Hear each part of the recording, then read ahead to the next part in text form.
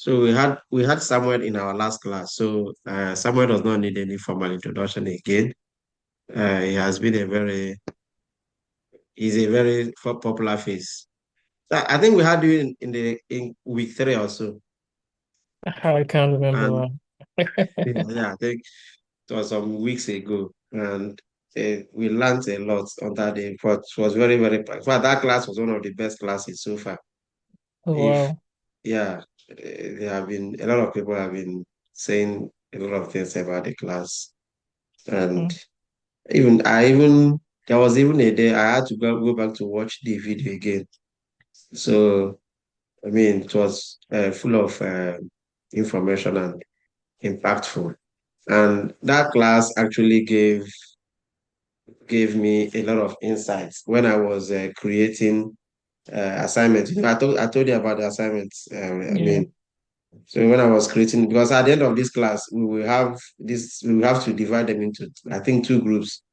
So then give them a mid semester, will I say midpoint evaluation assessment. It's going to be a practical assignment, which they will do. So that class, I had before I created the assignments, I had to watch some of those videos that they did in the past so that I'll be able to know what to how what the assignment to give them. So at the end of this class, we will share this class into two, and then I will give out the assignment for them.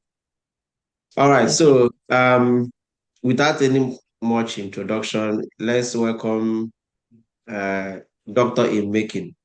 Very soon he will get his PhD. Um, uh, Doctor in parentheses, let me put it in brackets. Samuel Uche.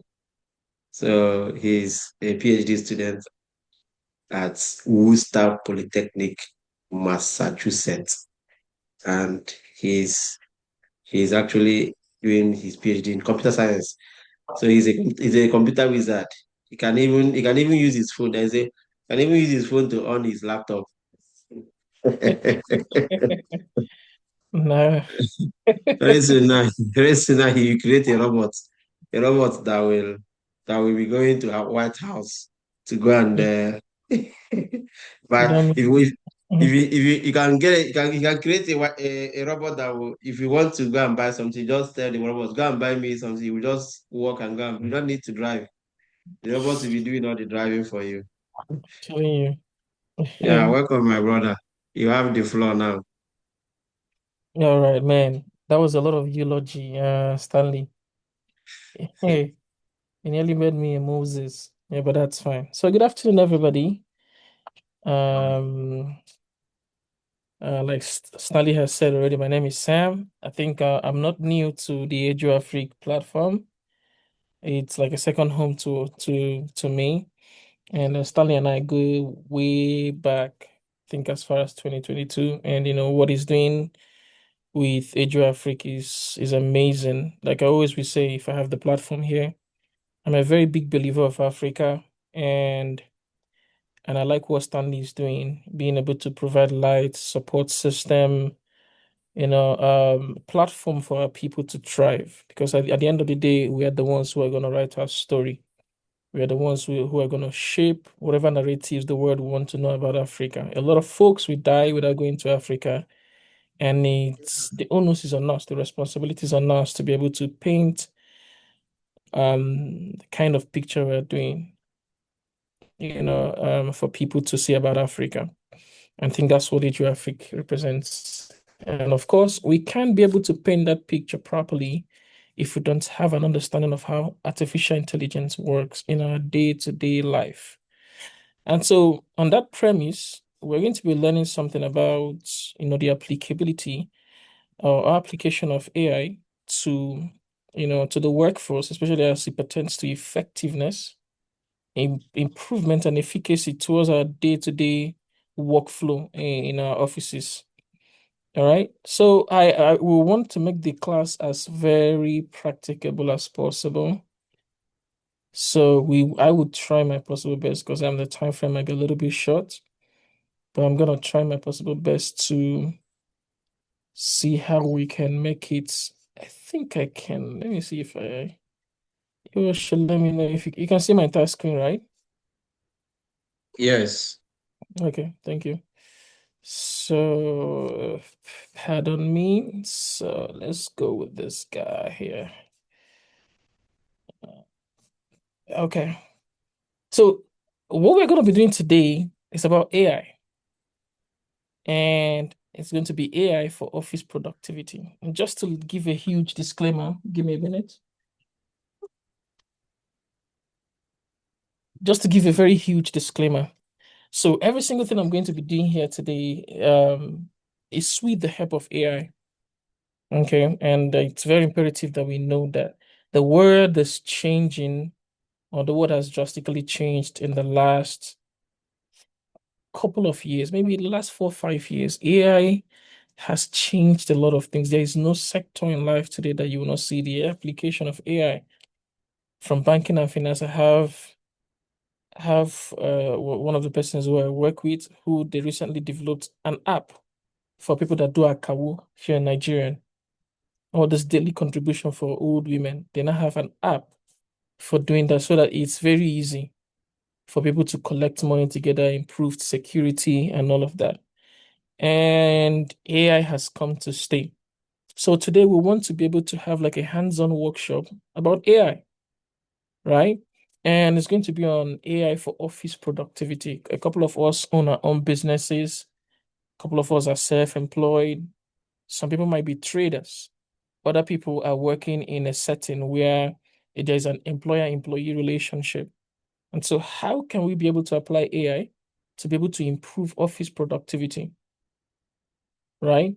And the overall goal is in ensuring that we have lower downtime and improved workplace efficiency. When I say downtime, sometimes the time frame between when a task is assigned to a person to when the person is supposed to deliver that assignment, the longer it takes, the higher the downtime. That's what I mean. But the lesser time frame between assignment of a task and the deliver and the time frame for the deliverable, the shorter it is, the more efficiency we say that given employee is towards that task. For instance, if I am given an assignment to create a spreadsheet of all the people who have been attending this Edu Freak summer program, and normally, as a human being, it's supposed to take me 3 weeks to be able to do that because I have to go through all the Zoom recordings, see the people who are in the chat, and all of those, the people who responded, and all of that. If I can, that 3 weeks is actually the downtime between the time the task was assigned and the time I'm supposed to be delivering this deliverable back to the company to be able to make some business decisions about it. So, but with AI, I can shorten that thing down to possibly less than 2 to 3 hours. Because what can happen is that I can just Zoom has what we call agents, and these agents can be able to track some certain kinds of responsibility independently based on their memory, based on the assignment you've given to it. So I can tell the agent to say, hey, track the number of participants that join us on this given call throughout the entire summer for this program, whether I am there or not, because it's my task, right? So this AI agent could be able to track the number of participants who come in throughout the entire sessions. I don't even need to be there. That's how nice and powerful AI has become. So instead of waiting to come throughout the entire sessions or asking somebody to show up on my behalf to tell me how many people came for the program, I have an AI tool that can be integrated into Zoom that will track the number of people who came for the program. That's how beautiful it is. I've already started the entire training. So if you check again to the PDF or the PowerPoint, I used AI to design it. Just simply give AI the prompt, and every single thing you're going to be seeing here today came from an AI tool. My job as a human is to review what the AI has given to me using available human knowledge, be able to fact check every single thing that AI has given to me. I don't have to spend thousands of hours or hundreds of hours sitting down to generate my own spreadsheets, to generate my own PDF, to generate my own PowerPoint presentation. I give AI, it does the job for me. My duty right now, and what we're seeing in most companies today, is that we human beings serve as an overseer or as a coach to AI tools. They do the dirty work. They do the hard work for us while we just do human overview. So overall, we're going to be learning about AI for office productivity today. All right. And of course, this program was presented by Yeju Afrik, Dream to Impact, and Poor Leaf from Ghana. And of course, I'm your resource person, Samuel Uche. So I'm gonna lower this guy a bit, and then we go to the next one. So let me put this into presentation. I hope I'm doing that very well. All right, amazing. So we're here now. So a little bit about myself. Like I said, my name is Samuel Uche. I'm a Nigerian, and I'm currently a CS PhD candidate in Worcester Polytechnic Institute. It's the second largest town in Massachusetts. I think after Boston, it's the second largest town and has close to 8 to 9 schools within it. I'm doing a computer science program. This is currently I'm going into my 5th year. And I'm the founder of a couple of organizations because of how I love Africa. I'm the founder of Next Generation Technology Support Foundation, Brains Over Sexuality International, and Solar Pulse Initiative. Maybe because of time, I might not go into them, but the overall goal is that I try to apply technology to solving local community problems in Africa, especially in Nigeria, since that's where I am from. We provide electricity, solar-based electricity to rural primary healthcare centers in Nigeria for free. And through Brains Over Sexuality International, we provide young women an environment to thrive through improved access to reproductive and menstrual health education, and interventions like donation of sanitary towels, provision of free HIV and AIDS testing, and a couple of other things, including scholarship schemes as well, right? So let's go into why we're here today. Enough of myself. All right. So by the end of this program today, like I said, I generated all of this using AI, right? Because I just wanted to be upfront about that so that you can see there's so much you can do with AI.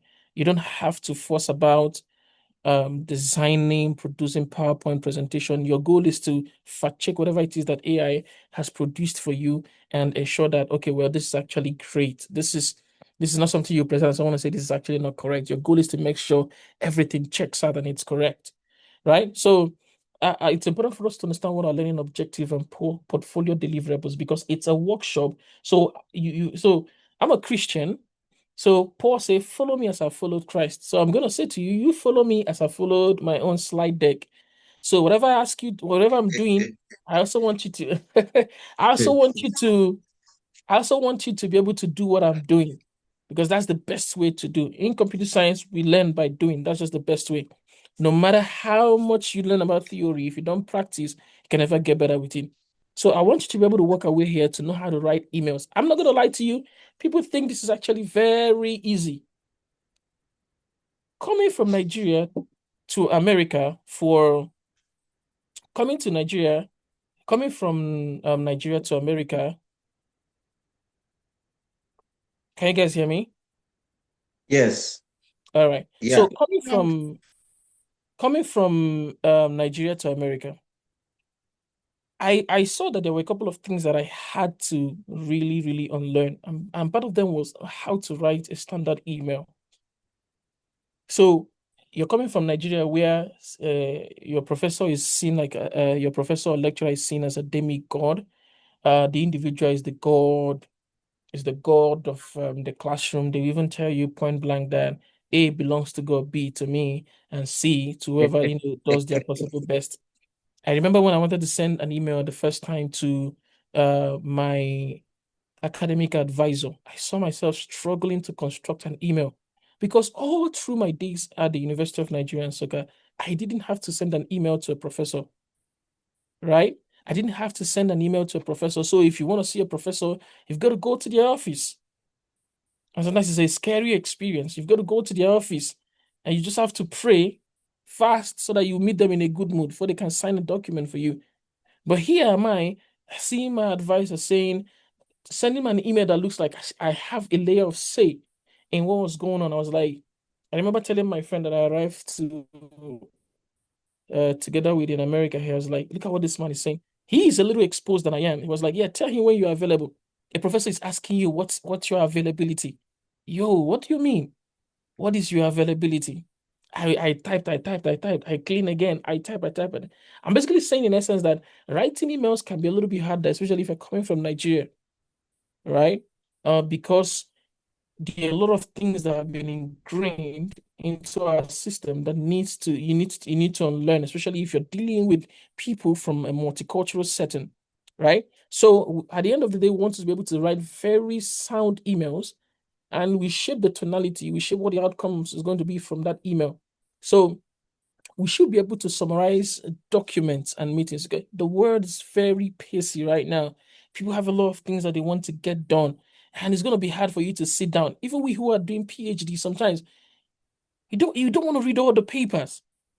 I mean, they're looking at the paper is 30 pages. Most of the works that I've done and published, the minimum you might see, some of my own first authored papers, usually is 22 pages. So that's just my own work. Some other person's work might be 40, can be if it's a review paper, it can be up to 40. And you need to, how many you need to read many of these papers to be able to write a single paper. So what we can do is just like maybe even use AI tools to summarize what is the core nature of that paper, and then maybe take time much later to read the paper because you want to be able to glance through it. So what are we saying? We need to understand how to summarize documents. So you can use AI tools to be able to summarize documents. And the most important one, creating presentations. If you're pursuing greatness, if you're going to be someone who's going to stand in front of people, you would learn presentation skills. You can't run away from it. Presentation skills includes writing, includes speaking, right? Writing and speaking are the core presentation skills. The other ones that, where you don't do the talking, we have writing, sorry, we have listening, and I think I can't remember the last one, but I'm sure of speaking and writing. And so part of the speaking is that you will learn how to produce very nice slide decks. And that's part of the skills that I have learned and I've picked up as I'm doing my PhD. Because your slide deck can turn people off and they will not be interested in whatever it is that you're teaching. There's a way you prepare a slide deck that people have to rely on you to be able to make meaning out of a slide. You don't just boom, put entire words into that place and they'll be reading instead of listening to you. At the end of the day, you will be a boring speaker and people will forget you easily. So creating presentations that are appealing to the specific audience and the specific nature of the presentation. For example, you can't use the same slide deck when you're trying to give a tribute to somebody who died versus you're trying to present a technical paper versus when you want to present the summary of sales for a company at the end of a quarter or quarterly sales presentation. So these things require different approaches, the kind of audience that you have. If you're teaching children, the kind of approach you're going to be using for creating this presentation slide is going to be very different. So then when you're working in a company, data is king. We believe, we who work in computer science strongly believe that data is king. We make decisions based on data. It's called data-driven decisions. So you would also learn how to build spreadsheets and formulas. You don't need to know how these things work. You just need to know how to control AI to make these things work for you. Then, of course, we have day-to-day administrative processes in company. You don't want to every day you wake up and then you're the one that will type a reminder to the people who we are giving assignments in the company. So you can be able to use agents, for instance, integrated into large learning models that can help you to be able to track your emails, know when to respond. Sometimes it's hard to keep track of most of the emails people send to you and respond in a timely fashion. So some agents are integrated into, for example, Outlook, and these agents can be able to read through your emails, understand the tonality of the messages in your inbox, look at the timing, and be able to respond appropriately for you. or bring it to your notice or give you like a notification and you respond to those emails yourself. Above all, we also want to be able to improve productivity. All right. All right. So the way this workshop flow is going to be, I think I'm not already working with this time frame. We'll learn about AI basics plus the safety. We'll look at how to craft email plus report writing. We'll look at summarizings or summaries plus meetings, presentations and spreadsheets. At the end of the entire meeting, we want to be able to help you build a portfolio and be able to get a feedback out of this, right? So depending on how we run with time, if it's a 60 minutes presentation, I want to give you guys 3 minutes each for the mini labs. If it's a 90 minutes presentation, we're going to add a capstone project and a peer review portfolio feedback for it. All right. So here is like a high level overview of how to use AI as a workplace assistant. Remember, like we said earlier on, we cannot delegate the place of human review or judgment when it comes to integration of AI in a workplace. You are the one who understands how the company flows. You're the one who is the secretary. You're the one who is the financial manager for the company. You know how data have been flowing through the company's pipeline or workflow over time. AI doesn't know this. Part of the downside of using AI is what we call, what's the word for it? AI can hallucinate. It can be able to bring in data that was not in existence. One of the earliest signs we saw was when people were referencing non-existent paper in their work, right? So there is a place for human judgment. AI is just an assistant, just like someone who has a PA.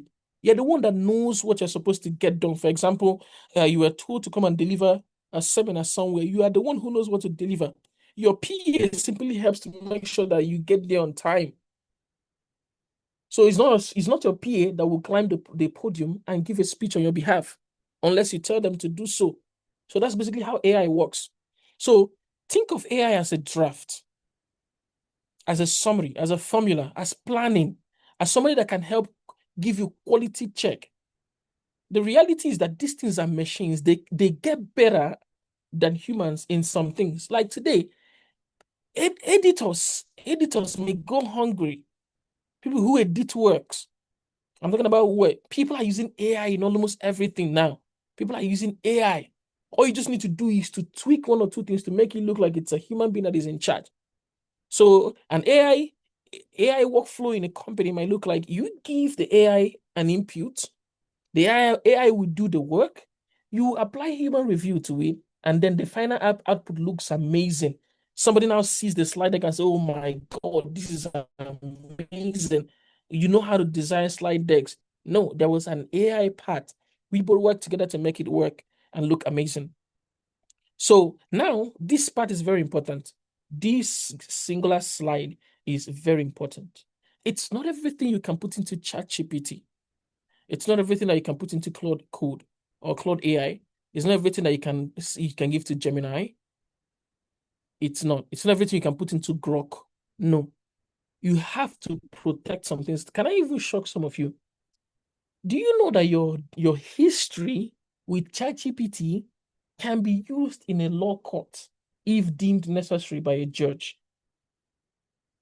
If, for example, you're working with a company that deal with people's data, this data has not been anonymized. When I say anonymized, I mean removed every single attribute or feature that can trace that data back to the original person. For example, a patient's healthcare data.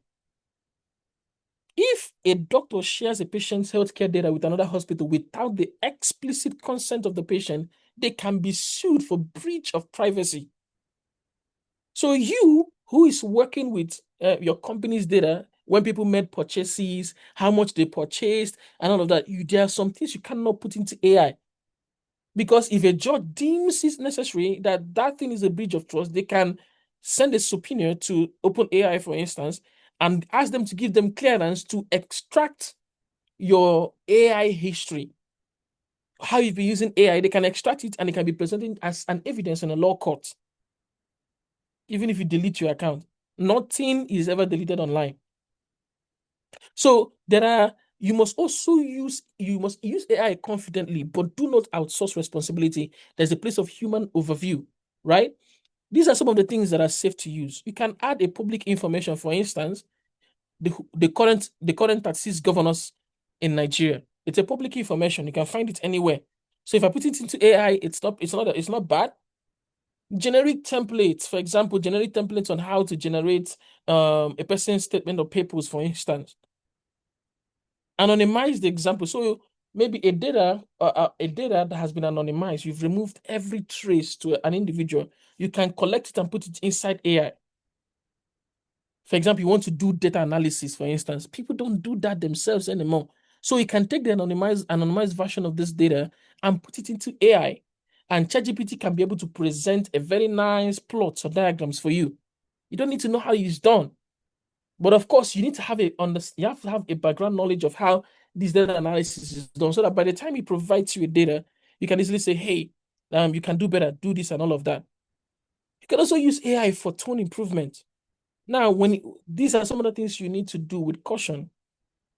For example, if there are some internal procedures in your company, you should be careful of how you put those things into AI. For example, your manager provides some sensitive notes to you. It's not all of those things, you can't put them into AI. You should use them with caution. You're working on a paper, you can't just carry the entire paper draft and boom, put it into AI. They use it to train and make the AI better. But it comes at the cost of defying privacy. Right? You can't go and carry your financial documents or financial summaries the bank gave to you and you put it. Remove names and identifiers of people whenever you want to interact with AI about some topic, for instance. Never you paste your password. In fact, the way a ChatGPT is designed is that if you put in a password into ChatGPT, it will ask you to change. It will even tell you ahead of time not to use passwords, or it will ask you to change it. Don't put your national identity number. Don't put your bank details. Don't put your private medical data or confidential contracts. Sometimes some companies, when they sign you, they want you to sign some non-disclosure agreement, NDA agreements. You're not supposed to carry that NDA agreement and put into ChatGPT or Claude. For example, some people who are working in very sensitive companies, like the Ministry of Defense, you're not supposed to carry the names of those staff and put it there. People who are working in FBI, who are undercover agents, you have their data. You can put it inside ChatGPT. So that's going to put you in a lot of trouble, right? Again, it's your responsibility to fact check whatever data that any chat. In fact, spend a substantial amount of time fact checking every single thing an AI gives you. Because once it goes out, you bear responsibility. They don't care if it's AI or not. You bear the responsibility. It's on you because it came out in your name. All right. Now, prompting is a very important segment in working with AI. It's like I took a course in UNN. People consider this course a very hard math course. In fact, because of that course, I didn't take the course, by the way. I instead took an engineering course. I'm doing computer science. So there are some courses we can't take. Like, for instance, I never took any chemistry course. I don't know. I don't need it for anything. So we had the option of choosing that engineering course or doing that math course. I would have loved to take that math course because it's amazing. You can learn a lot from it. Because you can learn a lot from it, right? But I heard that people were failing. In fact, I attended one of the classes. We wanted to choose what we call epsilon. Epsilon is like a variable you choose in that math course. Very advanced math course, and I think in my second year in my undergrad studies. So I will come to class. Meanwhile, the night before, I have spent from like 10 p.m. to like 4, 5 a.m. in the morning reading the topic that he taught us that previous week. Reading. Now maybe like around 2 to 3 a.m. I will have a breakthrough. I will not have understanding. And then I'll come to class the next day. I will say someone ask question, say, sir, how do you choose epsilon? The man will now say, for you to choose epsilon, you choose it arbitrarily. The man will just rotate in class, look for one student, place the hands on the student's head and say, that's how to choose epsilon. I said, what is this? What is this? How can you choose epsilon like that? It was very hard. And I didn't want to get to a point where I would get a carryover or a receipt in that course. So I ran. What am I trying to say in essence? Context is very important. Some of the courses that we think are hard in Nigerian universities is because the professors don't give enough context to it. By the time they break it down into modules, students will walk away from that class knowing how that thing works. After our set, I think the last 2 or 3 sets before I left UNN, one of them smashed that because we were making A's. Why? They brought in a new professor who provided more context, broke down the course. So that man made a demigod out of that given course because he didn't provide enough context to it. So what I'm basically saying is that the kind of quality that you get out of an AI tool is dependent on the amount of context you can provide or enrich that AI tool with. The more context, the better the quality of the output you're going to get from the AI tool. So, but now we have a formula that can help you with prompting. And that formula is you have to give the AI tool an assumed role. Don't just go into ChatGPT, chatgpt.com, say, summarize this document for me. No. How do you want it to summarize? What role do you want this AI to assume? So if I say, for example, I am the financial advisor for this stockbroking company as a financial advisor. So what it will do, it will go into its learning and search up whatever skills that it has learned for that given kind of role or scenario, because these things are trained with ubiquitous corpus of data. I mean, like very large, extremely large, like billions and billions of data. The only thing this AI tool does not know is that your farmland in your village. That's the only thing it might not know. That your farmland in the village. Chances are that it has seen it as an image. What it doesn't know is the number of corn that you have in that your farm. They are exposed to wide variety of data. That's why it's called a foundational model. It's a large learning model. So you start with the role, assign a role to the AI tool, right? And then number 2, you have to be very succinct and explicit about the kind of task. If you don't, the AI tool will act on its own accord. The more fine-tuned, the more narrow you are about the task you want it to do, the better the quality. So you ask it to draft, for instance, a professional email. Not just say draft an email. Who are you sending the email to? Draft a professional email is different from draft an email. Then you have to provide with more context. What is the email about? It is a training program for 35 participants. See how we added number to it? It's providing it with rich context. So you have to also constrain it because these guys like to write. When ChatGPT came out newly, small something you ask it, it will 15 minutes is still writing. So you have to constrain it to say, you know what? Make sure that you put this in less than 100 words. Because the more concise it is, the lesser its tendency to make mistakes. So you ask it to keep it under 180 words. It has to be warm. We're talking about tonality now. It has to be warm because it's a professional email. And it has to be very clear. Don't go and use ambiguous words. This is not a time to say, I am a sesquipedalian, or I'm practicing sesquipedalianism, or start using very ambiguous words, because the essence of communication is understanding, right? Then you can provide it with an example. For instance, you say, you know what? Use this tone. You provide an example of the tonality. Don't ask it to be warm. Warm, it's okay. Provide a tone. Be respectful and direct. And then the expected output will be,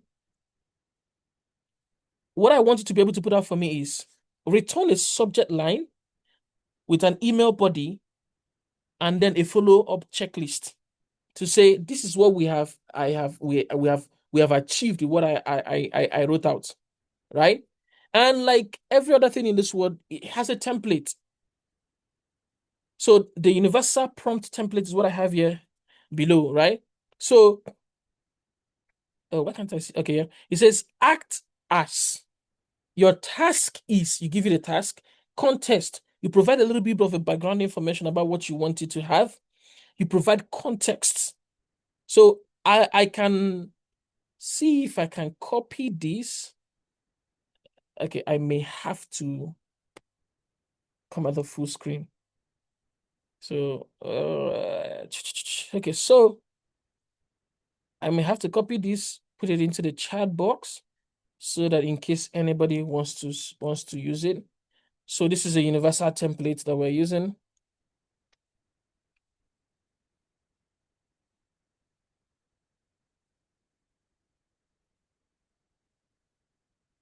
All right. So, okay. So where's the next line? Okay, 8. All right. So let me go back to my full presentation cycle again. All right. So now we have what we call the 5-step AI work cycle. So this is something you can use every time, right? So it's define, prompt, refine, verify, and deliver. So define is a work cycle. You keep doing it till you get what you want. You define what you want the AI tool to do for you. You prompt the AI tool. You check what it has given to you. You refine it with another prompt. You verify again, then you deliver it as a final product. So number one, define your outcome. It's still a machine. AI tools are machine. They rely on humans to have essence. They rely on human beings to have a definite purpose. If you do not define the outcome, it's going to give you what it thinks the outcome is. Now you have now assigned the responsibility to the AI to what exactly must be produced. What exactly must be produced? That's basically what the outcome is supposed to look like. Give it context. The more context, the merrier. The more context, the merrier. What kind of audience are you looking at? What's the purpose? What are the constraints? Do you have source notes? Right? Number 3, you generate a draft. Ask for a first version or option. So if I'm not so clear about what I want an AI to, what the result to look like, I can ask it just generate it so that we can. In fact, when I'm working with AI, I try to make it look like it's a conversation, right? So for instance, I can say, so generate this for me. If I like it, we proceed to the next level. So now the AI tool is waiting for me to give it the next instruction. So you generate a first option or a first draft. Take a look at it and see what is going on. If it's not, you refine the prompt again, right? You check for the accuracy. That's number 4 now. Check for the tone. Check for if there are any missing details. Don't be in a hurry to carry what AI gave to you and run with it. Then finally, you deliver or archive, right? If you no longer have need for it again. So if a certain prompt gave you a very nice outcome, save that prompt. You might need it again, especially if you're working in a company, right? All right. So again, some people skip 1 and they skip 4. So they just tell AI what to do and then carry what AI has given to it and now go and give to their boss.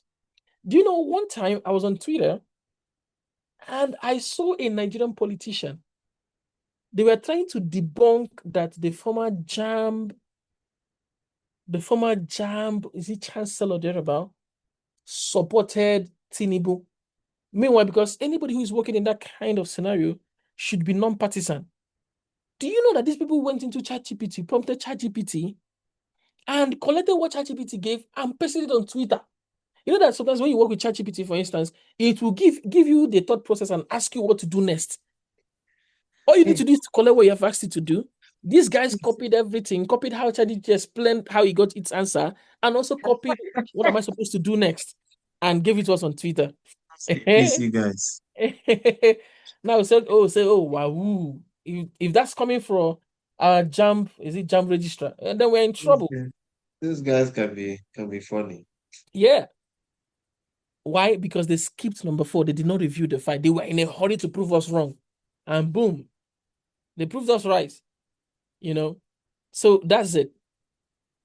All right. So our first lab is coming up very soon. So we're going to have our first walkthrough. We want to be able to write a professional workplace email. So we want to be able to turn rough instructions into a very clear, respectful message. One thing people don't joke with is that you must understand workplace etiquette. When we were in primary and secondary school, they taught us that we have 3 types of letter writing. We have formal, informal, and semi-formal letters, right? And I think those things also apply in the workplace. No matter how good you are with your boss, maybe it could be your younger brother, you should be able to maintain a professional tone. In fact, part of the things that I learned was knowing how to call people by their first name. I see a woman that is old enough to be my mom, and I'm calling her Refi. Yo, that was tough. It was tough, but I had to learn. That's another thing in this country. Yeah, I had to learn it. See, Refi should be a grandma. Say Refi, from where to where. I said, okay, well, let me just give her professor. When I drafted the email and sent to my advisor, she said I should use Refi. He said I should use Refi, not professor. So I said, we have come to stay. Big people that have a lot of money, that have won a lot of grants in America, you call them by their first name and it doesn't mean anything. Even with the kids that I work with, they will call me Sam. I said, hey, it's hard to swallow. It's hard to swallow. I said, hey, how you guys doing? Say hi, Sam. Hi. But again, it's still all part of it. But I'm just basically saying this to say, you have to also understand, professional work etiquette, and it's important that you provide this to an AI too, right? To ensure that you don't give up your thinking ability. Using of AI tools can be a little bit addictive, right? In order to make sure that you don't give it up, sometimes it's nice to draft the rough message yourself. When I was applying for Boston NSB Boston Professional Scholarship, I told myself I must write this essay myself. Because there's a way you can tweak something and use Claude AI to be able to write very human-like essays. But I said, this one, I must write it myself. I stayed on it, was writing. Because, of course, there are some nuances, there are little mistakes you can be able to see if a human being writes an essay for you. So what am I saying? Write the rough message, write the draft, right? This draft might not be the entire email, just basically the instruction you want the AI to obey. You say, tell participants training starts by 10 a.m. They must bring their laptop and submit their task by Friday. Sound polite about it. You're giving it context. That context includes the tonality. So step 2, you've written the rough message. Now step 2 is you can ask the AI for professional tone. A part of that professional tone could include provide a subject line for the email. In Nigeria, we just send email. Subject line is important. It means a lot because that's the first thing the person will read when the email comes into their inbox. You provide greeting. My advisor is a Nigerian, and so calling him prof or professor sounds alien to me. So sometimes I say, hello, sir. If you check our email thread, I address him as sir.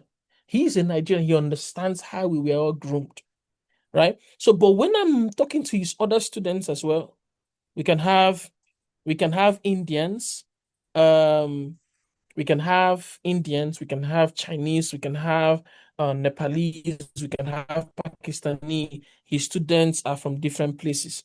So when I'm in their midst, I say, dear professor, because sometimes it's going to look weird to them saying, why am I calling this man? Is he a knight in England? No, but it doesn't know that anybody who's older than you in Nigeria is automatically a sir or ma.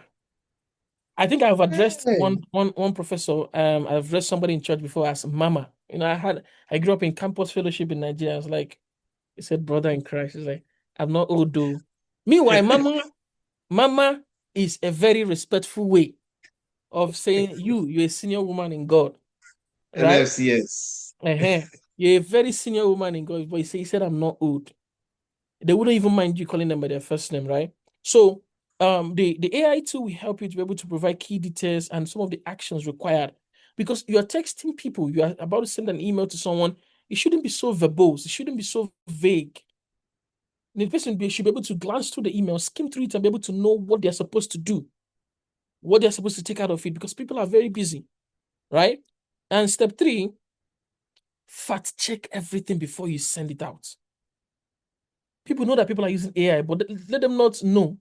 There was a message. There was one. I won one particular thing, and I okay. I said what I. My wife was really encouraging me to start posting on LinkedIn and Instagram, because I'm an old school guy. I strongly just believe in keeping things to myself, but I think maybe at the stage of a career, you need to put yourself out there.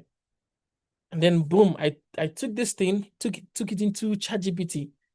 It was just showing me balloon, showing me confetti. All of this is that children are doing birthday usually have. It was there. I copied it like that. Boom, straight to Instagram. No editing. My wife now came back and she was like, don't paste this kind of thing again. So you have to fact check things. You have to be able to look at the names, you have to check the dates, check the tone, check the attachments. Don't maybe you want to attach your recent research or scientific finding to your research group, and you didn't check what was inside there. You now went and shared your medical history. Maybe that you have tuberculosis. You now share the thing on the group. People will not see your medical record, which is extremely private in the US. So fact check everything, and sometimes keep the messages short and prim. Very short and prim, straight to the point. Don't go around in circles, because people have a very short attention span. All right. So we're gonna draft our first email today. So this particular slide deck here is basically what I have said about the AI cycle, right? You write your first draft. For example, I'm gonna say act as a professional administrative assistant. Draft an email to. So we're gonna do it now. I want you to choose a scenario. Let me copy this prompt and put it in this thing so that you can use it. I put it into the chat box so that you all can copy it. You can use it. So you're gonna use it. You can choose whatever it is you want to. You can say act as a professional administrative assistant, or whatever word you want to use as a student. Draft an email to. You can see me as a professor about the class that I'm teaching today. Provide context, whatever context you want to give to it. Okay. For instance, you can say, you could say, from slide 2 to slide 3 of this is what I learned and all of that. Just provide key context. Of course, you have the tonality here, respectful, warm, concise, include a clear subject line, right? From the context and the person you are sending the email to, the AI too can know what what the subject line is supposed to be, right? Keep it under 180 words. You can write this to Edura Freak, you can write it to me, or any other person you want to write it to, as the case may be. It's a template. It's up to you to refine it. And I want to also let you know, you don't need to know how these things work. You can provide a raw draft. So let's even do it now. Let me show you. So you mustn't always. So let's see if I can create a new. You get out of my way. This is chats. Can you guys even see me? I don't know why this thing is blocking my way. Let me see if I can take it down. Oh, amazing. Nice. Okay, so chatgpt.com. I want to go to ChatGPT. So I want to show you that you don't need to know the prompt yourself, right? But the reason why we did that template, so that even if you don't understand how it works, you can be able to use ChatGPT. So let's do this thing. So I want you to write a prompt, or I want you to generate a prompt for me here. some of the details for the prompt.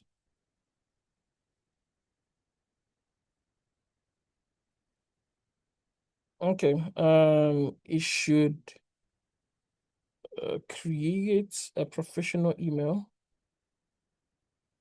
to my PhD advisor, thanking him for sponsoring. So I can easily type in what I want into this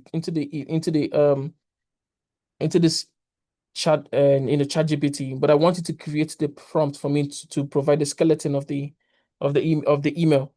I can easily use it here myself directly. So I want to generate the prompt for me. Here's what it should create. It should be a prompt that can create a professional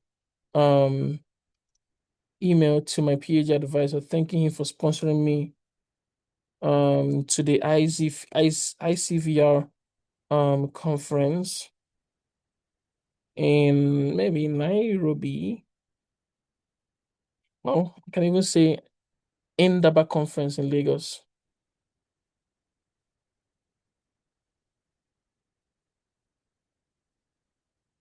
Lagos, Nigeria, Kenya, and Kampala, Uganda. Okay. So the prompt should provide more context about the email. I'm just saying what I just know how to do. So, but let's see what it can do for us. It's gonna take a little bit of time because I put the thinking, yeah. Okay. So see? So I just told it a draft. I don't even need to know how to generate the prompt. I just to generate the prompt for me that can be able to help me write an email to my advisor. So it said below is a more comprehensive prompt designed to produce an email that feels substantive rather than like a generic thank you. It tells the AI to connect the sponsorship to your PhD development, international research exposure, networking, and your advisor's broader mentorship. Boom. It says, write a polished, sincere, professional email to my PhD advisor, thanking him for sponsoring and supporting my participation in Indaba-related conferences or events in Lagos, Nairobi, and Kampala. So this is the context I'm providing for it. I'm a PhD student, like this. So now he provided tone. Can you see what's going on here? Let me copy so people can see what's going on and send it to you so you can see what I'm saying.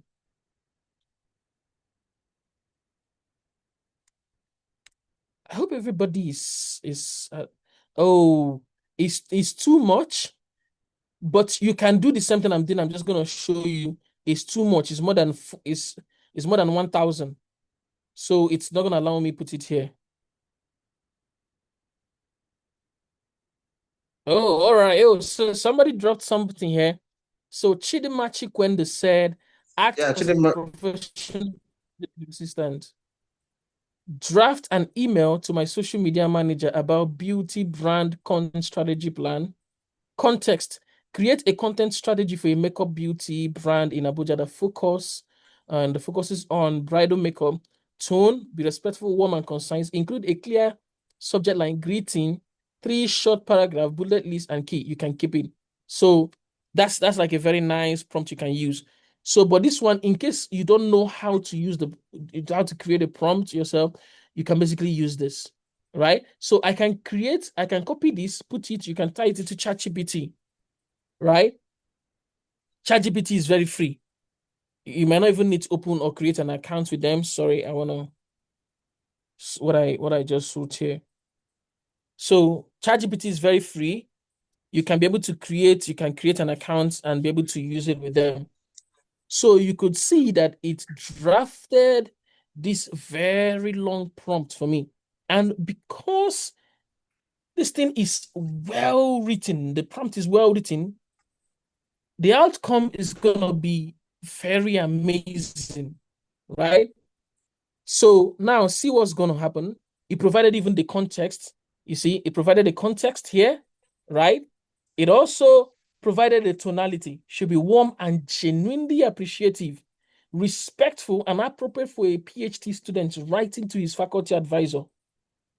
You see, it should be professional, but not so stiff or overly formal, right? What is the structure?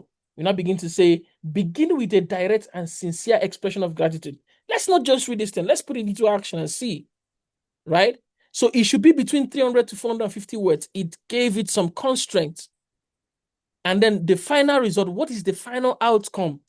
It should sound like it was personally written by a thoughtful PhD student. I don't want it to be so verbose and so grandiose. You say, dear sir, I'm speaking like I'm writing the letter in King James Version of the Bible. No, it should sound like me because he's my advisor. I've exchanged email with him for more than 3 to 4 years. He should be able to know that this email is coming from me. So now I will take this particular prompt that ChatGPT generated for me. I will paste it right back into ChatGPT and to generate it from me. Let's see the magic. Let's see the magic to do for me. So he already has my advisor's name, right? The guy knows me. So let's read what he wrote. So the recipient is you're going to put the email. You see that you can even collect the entire draft here. I can type whatever name I want to type here at gmail.com, right? That's what the thing is. You can do a blind copy. You can copy somebody else. Now, this is the subject line. I can edit it inside ChatGPT myself. Maybe I can write something like, more thank you for supporting my Indaba, whatever I want to do, right? You can even send the email for me. Stanley, give me your email address. Stan I want to Peter. see how powerful AI can be. Yeah, Stan Peter, STA. Okay, so you're going to show everybody your email if you get it. So this is Stan Peter 18. Peter 68. No, 68. Okay, 68 Yeah, at gmail.com. gmail.com. So thank you for supporting my Indaba trip. Dear Professor Akurocha, right? Anukocha. Now you be Akurocha. Anukwocha. What the hell? Anukwocha, like you mean this way, right? He put you after that W. Okay, Anukwocha. Okay, cool. Yeah. I want to sincerely thank you for sponsoring and supporting my participation in Indaba events in Lagos, Nigeria, Nairobi, Kenya, Kampala, Uganda. I am very grateful for the opportunity and for the confidence you continue to place in me as I progress through my PhD. What makes this opportunity especially meaningful is that it goes well beyond attending conferences. Look at how it sounds very human. Look at how it sounds very human. I want to send it to multiple people. Who else want to give me their email address? Raphael. Okay, Raphael. Then LA. Continue with LA. Another LA here. TSE. ESE. TSE. Okay, TSE. Y. Y. Okay. 45 So, at gmail.com. Okay, 45 at gmail.com. so there are more emails in the chat box. You can just copy them. Okay, yeah. So Raphael confirmed that this is correct. Raphael Yes, it's 45 at gmail.com. I want to make sure that Copy more email there are some more emails in the yeah. So let me use Adria Freak so that you can just say let me say my name is Grateful Man. This is Grateful Man. That's my new name. Mr. Samuel. Yeah. Please, can you remove the Y from the This Y? one here. Yes, please. This guy Isha is gonna allow me to do that. You know, I don't think it can allow me. Raphael. he could have just typed it in the chat box. Yeah, Just you know what? copy Just it. type it in the chat box for me. Let me delete this one and add other people's name. So let's go to the chat box and see people that want to give us. Oh, there are a lot of names here. Oh, okay. So we gotta copy this name. We put it here. So, because I want to see how you can even just send it from within ChatGPT. They have made these things very, very easy for us.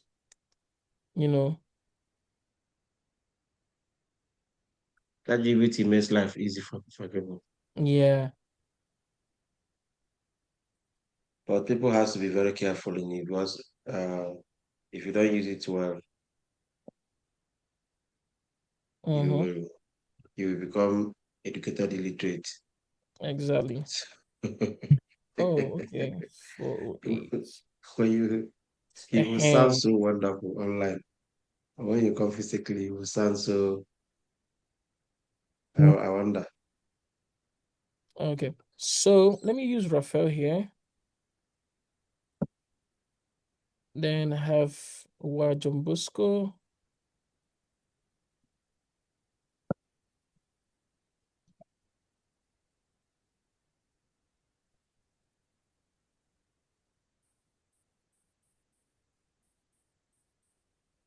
Okay.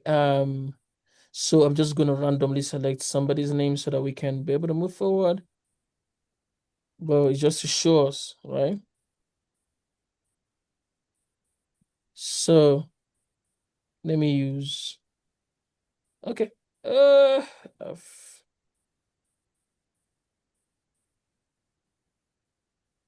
just make sure we're carrying everybody along.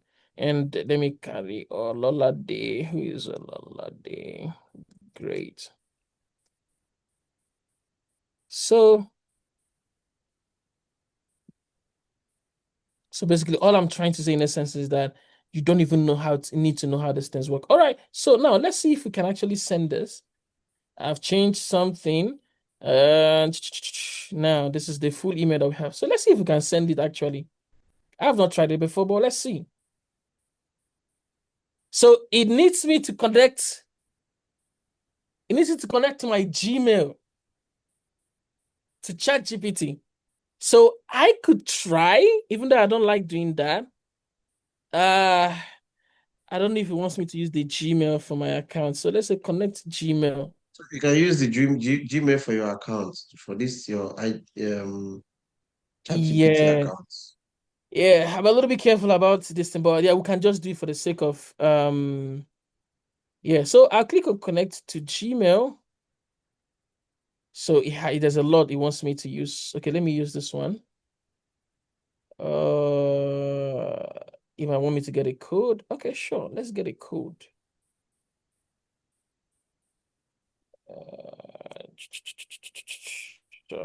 I'm not supposed to do this here, bro.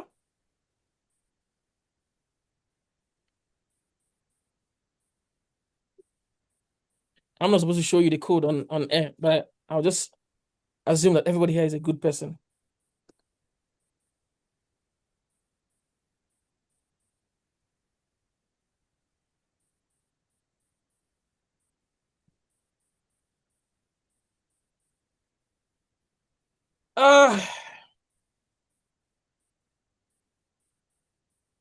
Let me see. Well, one thing I know about Yeah, so you know um what? I don't want to do that because so let me allow it. Give me a second.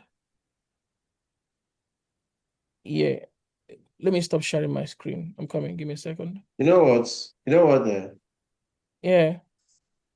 one thing about this your AI is plus, right? Yes. If you have plus, I don't think plus. I know one thing about AI. I've read some of those their privacy stuff. So plus means that you subscribed and you own your dog. They don't have any rights to take your personal information and use it for anything without your consent. The one that they can use your information anyhow without asking you for anything is the open chat GPT. I can just go to my Google now and just type chatgpt.com and that open one, anything you give there, you're your own. But the one that you subscribed, Mm. you are paying monthly subscription, you don't have any right to use any document you put there. That is one of the this, and that's why you see them sometimes they would come and do this their promo. I don't always subscribe to those their promo. Sometimes I will see them, they Yeah. will say, a student, put your email address as a student. Once you're a student, they will give you unlimited like plus without paying monthly stipend. I mean monthly subscription. So whenever that happens, I don't always like to do that because nothing goes for nothing. Nothing is free in Yeah. America. So when they are giving you that free something, there's something that they are taking from you. And yeah, I'm just exposing myself to unnecessary distance. So Okay. because of that reason, I don't do that. So I want to see if I could just okay. So I just don't want to plug in my email to it. I'm not saying it's wrong. People do it and all of that. So I'm still a very young guy, so I can always copy and paste and all of that. So let me go back and change the text color back to black. Oh, what does it look like? It's You might need to make it paste as plain. say that again. You might need to paste it as plain so that Uh it will to remove that background. yeah. So let's go back to this guy here incoming. Uh, where is that ChatGPT guy again? Okay, so let me copy you again. So, but like my overall goal is just to be able to show you that this AI tool can be able to generate this. Like we can just copy any of these email addresses, which we're gonna just do now. Okay, let me not bother about the correctness and all of that. I have to now copy all of these guys again. So I'm sorry, I'm just gonna select just a few persons on so that oh well, let me see. I can do that. So let me use Ochioma. Let me copy it just to show you. Just my goal is not correctness, but I just wanted to show you that this is actually very possible. You can be able to generate this using the AI to yourself, right? And let's see. More formatting options. You want to make it plain. I want to change the text color. Yeah, that's what I'm trying to do. So let me Right see. click. Yeah. We're back on track. All right. So I can even make this guy bold here. So dear Professor Anukuwacha. So let's go back and copy. So all I need to just do is to verify what this guy is saying. And then I copy and paste and send it here. So I just might send it to like, I just send it to like, let me just copy the last guy's email because of time.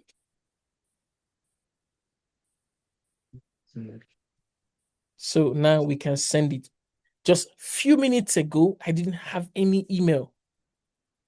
I didn't even know how to prompt an AI to, but now we are here about to send an email to two persons, right? Click on send, and the message has been sent to them, right? I can view the message that I sent to them, and this is it. This is the message I've sent to them, clearly written by AI. All I need to do was to review it and look at it and see if it's okay or not, right? So that's clearly part of the things that we can be able to do with an AI too, right? So I can even say, this email you generated is so long, right? So I can say, you know what? Can you shorten this email for me? This is where we're basically trying to refine things. And so I copy this prompt, I go back into ChatGPT and say, I can just paste the prompt and say, make this email 30% shorter while keeping all deadlines and action items. You can choose whatever you want to do. So let's click on it and find out what it's going to do for us. Let's see. Let's see what it's going to do for us. So 30% is going to calculate 30% of 350 words. Remove that 30% and give us the shortened version. Right? So it has shortened it now. It has shortened it. So now I'm refining it. The more you refine it, the better the email gets. So let's go back again and see. They said make the tone more professional and less casual, but not cold. Remember, I provided an earlier context for it before, but I want to refine it and see how it gets better as the time goes by. So I will now add this prompt here again. You can choose whatever prompt. You're the one who is writing in. You can choose whatever prompt that you want. So I can say make the tone more professional and less casual, but not cold. Okay, let's see.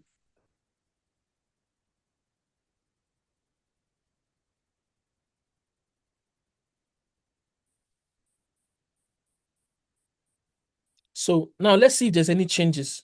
The first email that we wrote here, so it says, I want to sincerely thank you for sponsoring and supporting my participation in the Indaba event in Lagos. Let's see if it made any changes to that. So see what was written here. So he said, I want to sincerely thank you for sponsoring and supporting my participation in Indaba event. Look at what he wrote here after I asked you to refine it. He said, I would like to express my sincere appreciation. You see that it has reduced the how casual my voice sounded. You see, in the first one here, I said, I want to sincerely thank you. Now, this one says, I would like to express my sincere appreciation for your sponsorship and support of my participation in the Indaba event. It's very subtle, but you can begin to see that it's refining it and making it look more professional because you're speaking to your boss. So all of these things make a lot of sense. They matter very well. It's very, very key. If you take a look at a follow-up email, like for example, I have sent this email to my advisor, and I didn't respond. He didn't respond. So I said, assume that I have sent this email to my advisor 3 days ago. Draft a follow-up email asking if he saw my appreciation email. Let me see if it's the same thing. Okay, this is a different one. Okay, so let's see what it's gonna give to us. I remember I didn't even put very strong context to it. I didn't ask it to show me the length of words in it. So he said, following up on my previous email, dear Professor Anukwacha, I hope you're doing well. I wanted to briefly follow up on the appreciation email I sent a few days ago regarding your support and sponsorship for my participation in the Indaba event in Lagos, Nairobi, and Kampala. I just wanted to confirm that you had a chance to see it. I know your schedule can be quite busy, so no response is necessary. Do you know why it's sounding this way? Because in the previous prompt, I asked it to be more professional. I simply wanted to make sure my message reached you, and most importantly, that you know how much I appreciate your support and continuous investment in my development. Thank you again for the opportunity and for your continued mentorship. Best regard, grateful man. So from one email, we have refined, and this is what we have over here. All right. So we do not have so much time. We have I don't even know if I've gone how much time we have gone into. Okay. So I'm going to give us like 5 minutes or thereabout to create different scenarios and send it back to me in the chat box. We're going to read it together. Right? I think after that we can see if we have we'll see how we can be able to produce some templates. I might not be able to go through all my draft, but let's see what we can do with that. All right. So you have scenario A, we have scenario B, we have scenario C, right? I want you to these are email scenarios. I want you to choose one of the scenario, right? And go into ChatGPT and ask it to give you a prompt. The prompt must create an email that has a subject line, a clear purpose, necessary details, action required, deadline, plus a professional closing. So you have 3 scenarios to choose. Choose one based on what we have learned so far. create a very nice draft for it and use AI to polish it and send it back in the comment box. All right. So we have 5 minutes to do that, or even 3 minutes. Let's go, guys. In 3 minutes, I want you to send something back into the comment section.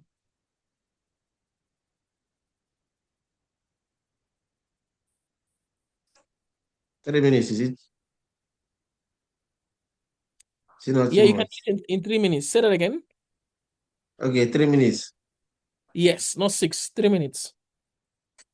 If it's Okay. too small for them, let me know. Let me see. Okay. So I have here, okay, Choma Juan. So her email is like, can everybody hear me? If I can hear you, then they can hear you. Yes, somebody said I can't hear the class again. Who is saying that you cannot hear the class? I think my wife is having, okay, she's resolving it. Okay, so invitation to serve as a guest speaker, right? So this is the prompt that she has come into. So what I want to, Joanne, what I want to know is what you're submitting here, is it the prompt or the finalized email? Remember we said that the email must have to have a subject line and clear purpose, should be able to have the necessary details, action, deadline, and professional closing. So in the place of the guest speaker's name, add a name. I'm pleased to She didn't invite you. prompt it well. Yes. Okay. So this square brackets, whenever we use it, it means you should replace it yourself. Yeah, that's because she didn't prompt it well. If she had prompted it well, ChatGPT would not even put that. So assuming she said, draft an email to, let's say, Mr. Stanley to bring him as a guest speaker. So the email will just start by saying, Dear Stanley. So she didn't prompt it well. Okay, yeah. So somebody has I think we have a lawyer in the house. So Dansu, so I think Juan, I think you should just make those tiny changes. Whatever you have the square brackets, you should be able to put it Okay, into what thank you you. want it to look like. So we have here Dansu Martha Maltin. So I think she has like a very, I don't know if it's a female or not. Martha has a very nice prompted email here. The subject is request for missing court document, TSP versus KDP. So, dear Barrister Gabriel, I hope you are doing well. I am writing to kindly request the missing court document relating to the landed matter between TSP versus KDP, as we need to ensure the case file is complete ahead of the submission deadline. For ease of reference, the key details are, this is amazing. This is amazing. It's in the chat box for those of you that want to see it. I would be grateful if you could kindly forward the outstanding document at your earliest convenience so we can review and prepare the necessary document before the deadline. Thank you very much for your assistance and cooperation. This is also very amazing. Oh, so somebody says that they might not be able to stand to the end of the class. So Stanley, I think what I can suggest is maybe, because again, these classes are hands-on. Maybe if people might want, I wouldn't mind coming another time again, and we finish up the ending part of my slide deck. I have like 29. I'm currently on 11. Wow. In that So case, we have to, yeah, yes, we have to reschedule you for another time. exactly. So Chidima Chikwende said, so Owa, I will try to wrap up maybe very soon so that you wouldn't miss out on anything, and then maybe we can meet again. So Owa, so I said Owa Chidima Chikwende said, Dear sir, I hope you're doing well. I am reaching out to warmly invite you to speak at our upcoming beauty brand finance training, right? So again, something is missing here. You didn't put the date of the event, you didn't put the format, and it is also missing the subject line. Look at what I wanted you to do. So let's go back to the letter that I wrote, because it looks like some of you are not getting it properly. So see the letter that we wrote. Look at it very well. This is the subject line. If you can see it very well, the prompt that I had has a subject line. Let's go back to the first one first, right? Where is it? Oh, amazing. So this is the subject line, is thank you for supporting my Indaba participation, because that's the very first thing people look at when you send them an email. That's the very first thing they look at. Then the name of the person who is receiving this email.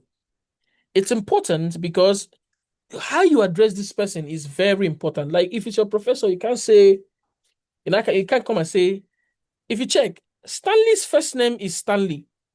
But in English language, when you want to address a person by their title, you put their title and their last name or their surname. So that's why I say, dear Professor Anukwuocha. So I can say, dear Stanley or dear Professor Anukwuocha, as the case may be. So now have the body of the letter. Nothing here is missing. Everything is properly written. And all of these are like this based on the context I provided to the AI to write with it. So I couldn't share this, but you can prompt the AI too. In fact, what I want from you is, first of all, I want you all to show me your prompts, the prompts you generated from your ChatGPT, and then the finalized email address. Maybe we can stop here for today. We can stop here for today. Once I see all your assignment for that, the next time we meet again, we talk about presentation, we talk about spreadsheets and working with spreadsheets and the rest of them. And which one again? Yeah, every other thing again. We'll show you how to use, for example, Canva to generate PDFs or to generate spreadsheets. So if you go home here, I'm trying to see how to use is that AI too. So you can see I used Claude Code to generate this. Let me show you so that you can see what I'm saying. So if you see, I used Claude Code to generate this here. This is actually ChatGPT, right? So you can see it generated. What you're seeing here was by ChatGPT.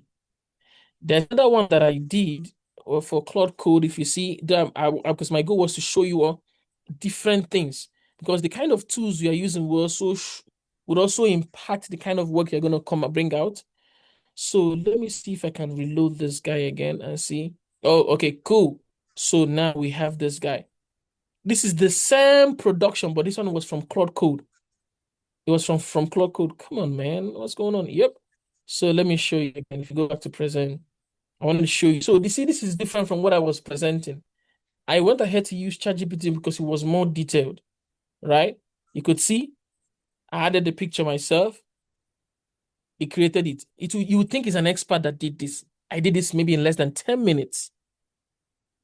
I did it in less than 10 minutes. So you could see it's very amazing. Claude presentation-wise might look more amazing. ChatGPT was a little bit more detailed. Look at this. It's looking so nice. You could take this to a conference and they say you look amazing. What you're doing is You're an amazing. amazing child. Yeah. So you could see nothing was no verbosity of words. You can even prompt that it's written here. For maybe the next time I can walk through this one for you and we'll sit and we go step by step. Look at it, it's a live walkthrough. This thing was generated by AI. I had no input in it. I just told you what I wanted. Look at how amazing it is. Look at how amazing it is. Look at it. Creating presentations, slide deck. Look at how beautiful it is. If you want to create this yourself, you have to spend time. And you sometimes work with templates. It did it itself. So these are some, you don't need to memorize Excel formulas anymore. We're going to learn this in the subsequent class we're going to have, right? Everything. Look how amazing it is. In fact, I prefer this than the ChatGPT, but I had to go with ChatGPT because it was slightly more detailed. But this is amazing. So all I needed to do was to focus on the delivery. I just check through everything that he generated. Is it clear? Is it okay? If it's okay, oh boom, we go ahead with it. So we're actually very blessed to be in the age of AI. Look at it. That's what we have now. I didn't add a dime to it apart from adding my picture here. And this, that's the only slide deck I added myself.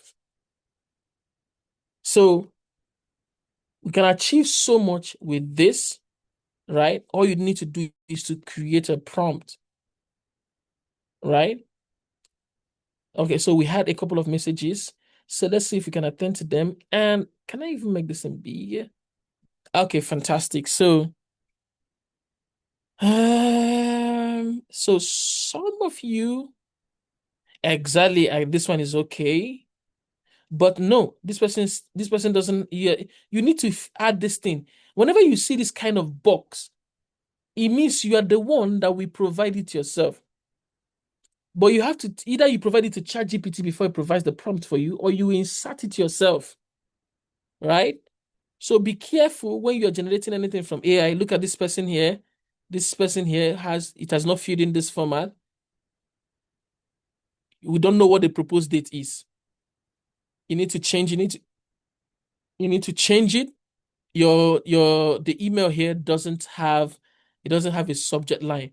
This one has a subject line, which is good, but we need to work on this date. You need to add a date for it.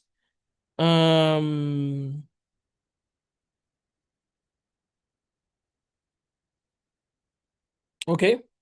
So, yep, I think this could be a very good place to stop. When we now come back next time, I wouldn't know how soon that's gonna be. You could see how to be able to create. We can even see if we can use Canva. I want to see if I can even use Canva myself so that we can create can create anything you want. These tools are here to help you. Sometimes people have to pay for it, but anything you want is here for you. I think this is code. Yeah, Let me see you can what even this looks like. use, I think you can use this Canva to like create a flyer. Yep. You can use it to create social media, to edit photos, to create videos, documents, even to build websites. I think so. Can create a website, can create a link in your bio. So much you can do with these tools. Can even make video, right? So, but that's not why we're here now. I wanted to see where I can use AI. Oh, Canva AI, exactly. So let's see, let's just show something. Oh, um,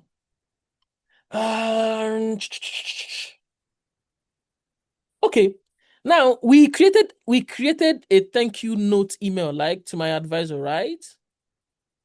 Let's see if this guy can design a thank you postcard for me, right? So I said I want to send this email to my advisor.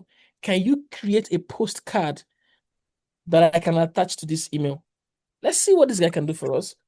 I said I want to send this email to my advisor.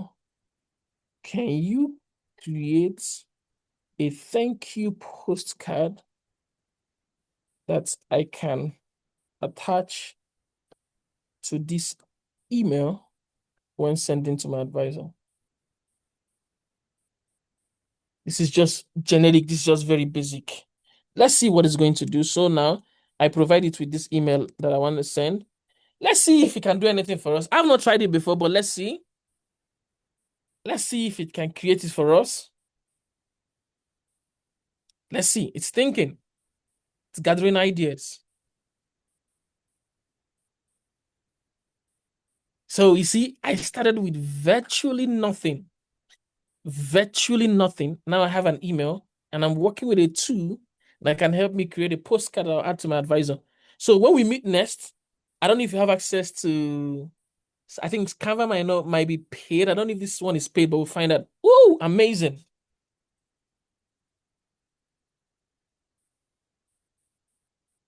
Can you see what's going on? So many ideas. Thank you, Professor. Thank you. It's creating different postcards for you, right? Okay, so let's say he is a Nigerian. Watch me.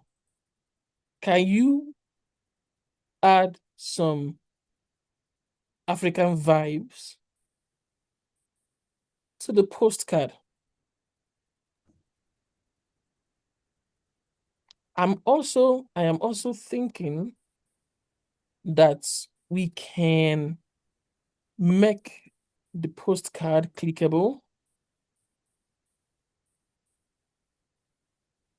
and it plays a Nigerian song for him. Okay, let's see. I'm just trying things. I don't know if it's gonna work or not, but I just like to show you possibilities that these things, it could work.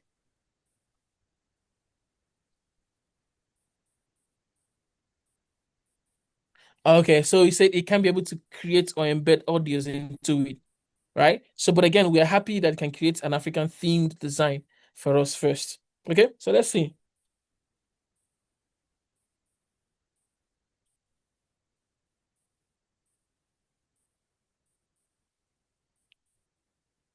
Aha!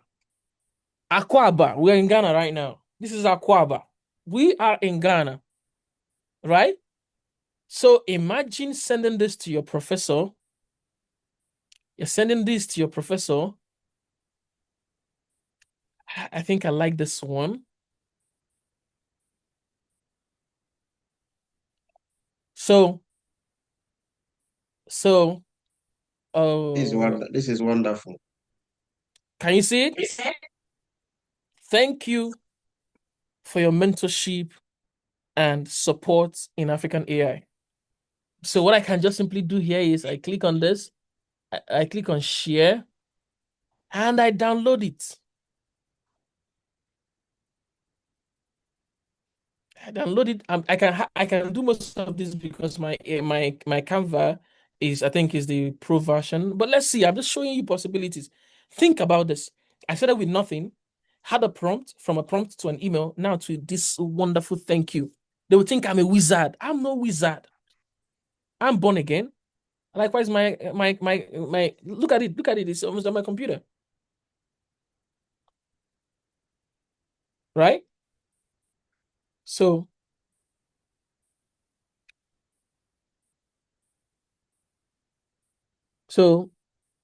I want to see if I can oh wow, it's not allowing me click on it. Oh, my computer is hanging.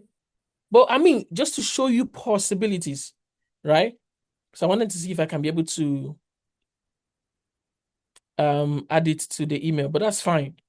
But you can see what we can be able to do, right?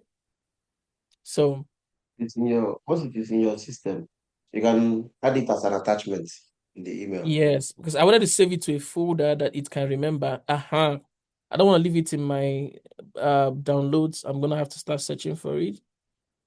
My computer, I have a lot of things open at the same time, but that's fine.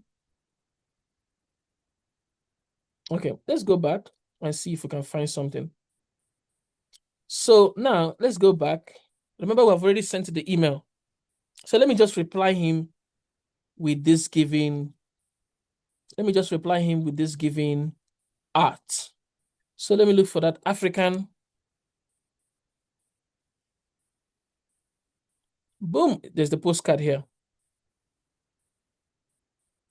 What is it, dear? Is it dear Professor? Prof. Anuk Wacha.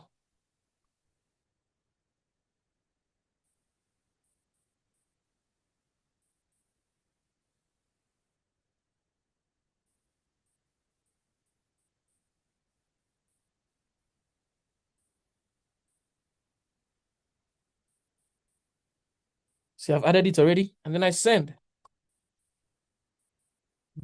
Boom, I have it here. That is it. I did not create nothing. And look at how amazing this design is. Look at how fine it is. You know. So this is even little. There's so much we can do. There are some AI tools that you can use to generate even music, right? Yeah, some of this sound, I have an AI tool that I'm using to generate sound. I can just generate even I'm thinking that sometime at a point, people may not need to go to studio to do a music. Like Mm. musicians, those who are musicians, they Mm-hmm. might just be in their house and generate those things that we normally go to studio to just generate beats. Yeah. I have that I use it for some of these things that we do here. Yeah. So this is just the little, the tip of the iceberg. There's so many things. For instance, you can for people who are programmers, there's so much you can do, can generate code. Even those, even yeah, even even people that are doing coding, you just have to subscribe to some of these things and generate Yeah, some of they do this the code coding for for you. you. Your duty is to make sure that the result you're having is what is accepted. Yeah. Right. All right. So I'm gonna stop here today because of time. Maybe Stanley and I can make an arrangement to find another time that is very conducive to come finish up. There's so much things that we can do. We can create videos from Canva. We can create we can just use prompts and generate some PowerPoint presentation and all of that. So much we can do and all of that. So I don't know if anybody has questions or anything. In the absence of that, maybe when we meet again, we can just finish up what we had. Yes. Thank you so much. Okay.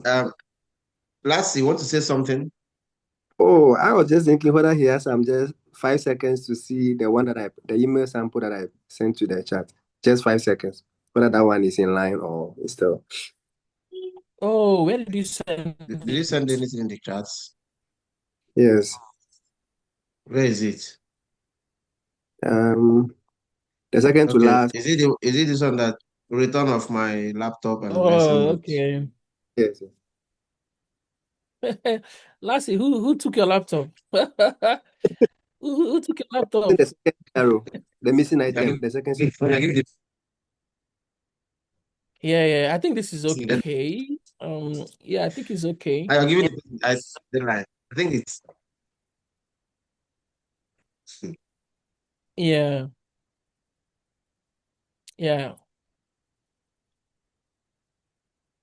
yeah. I think it's not bad. It's okay. Yes. So I think the more you keep doing it, the better you get at it. We keep learning. We keep you learning. prompted it well. Yeah, we keep learning and we keep getting better. One Yeah. thing I know about some of these things is the more you do it, the more you get used to it, and the more you become more advanced. And it is always good to have different AI subscriptions. Although I know that most of you may not be able to afford it, but then if you can, for instance, because I do a lot of things. I work, I school, I do a lot of things. So I have like about three different subscriptions, different AI tools. So the one that generates, I have a lot of them. So and for me, I am well, there was one of my friend was calling me AI pro. Say no, I never become pro. I see the learn. Oh. Yeah, and I'm doing a lot of skills this thing on how to do automation, whereby you can do one thing here and it automates everything and you get your final results. So that's where we're heading to now. The AI tools are there. AI is actually something that has come to stay and it's making life easy. But then um, we are also teaching ethical use of AI so that you don't is not AI doing something for you, rather you doing something and AI helps you to make it um, very, very fantastic. And then you make it human. Because there's when I started using AI initially, like when I think 2022, when we came across this AI thing, think I came across it 2022 December. That time, anything you give it, it will just kind of come and speak a very large English. And then I'm like, this not be my English, I beg. So at some point, so there is a way you will make your AI. If you create an if you create an AI, you make an AI to know your type of English, how you speak. So whenever if I want AI to write something for me, you will see that AI will write it. And when I read it, I will know that this is my English. This is how I write. Because I know how from my undergraduate till now, I know how I write. So AI cannot change how I write for me. So that was the point. So thank you so much, Uche, for today's class. It was a wonderful experience. We really enjoyed this class. Thank you so much for teaching, taking us through. Like you said, we're going to still find out time because you know we have a lot to learn. AI is if we start I mean if we start giving you guys the kind of knowledge we have, by God's grace, we are in a country, in fact, we are in a country where AI is topmost, like AI started. Let's use the word. So we each day I go online, I see new things. So if we start teaching people what we know or what we've been meeting in this environment we are, I don't think this 12 weeks will be enough. We'll even take up to 1 year and we've not completed it. So, but what we can do is to do the much that you need at this stage, the much that can help basic. Even when we give you a certificate, we're not going to like give you like a certificate of like you are a pro. We're going to just give you a basic certificate because um, there are many things to learn in AI. There is even the automation, machine learning, and all that. There are so many things. So, but we're just teaching people a certain aspect that is basic that can help you in your day to day. If it is car, we say that's something that can take you from point A to B. So we are teaching people something that can just take you from point A to B in terms of AI. So thank you so much, Samuel Uche. We're still going to make our time to see when we will recycle you and so that you um, complete this teaching today. While we do that, I want us to, at this time, um, have a group, divide you guys into 3 groups for the group assignment. Let me share my screen for the group assignment. I will show you guys the group assignment and then I All will right, can explain. I take my leave now? You want to leave? Can I take my leave now? You want to run away? Oh, yeah. So I don't know, because do you still need me here for anything else? Nothing much anyway. It's just to give them the assignment and we end the class. Yeah, just give me the briefing of what you want to do and how you want me to come in. Okay. Yeah. All right. Thank Thank you you so so much, much. girl, for having me here. Have a All good right. one. Thank you. All Yeah. right.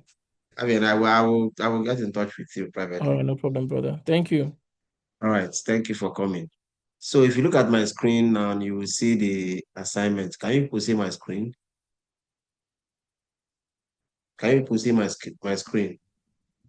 Yeah, I Yes, can sir, we see can it. see it. Okay. So this is a practical assignment you're going to do, and we have group A, group B, and group C, 3 groups.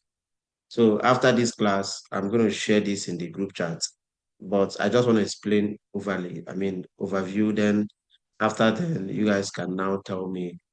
Um, I think we don't need to record this part so that let me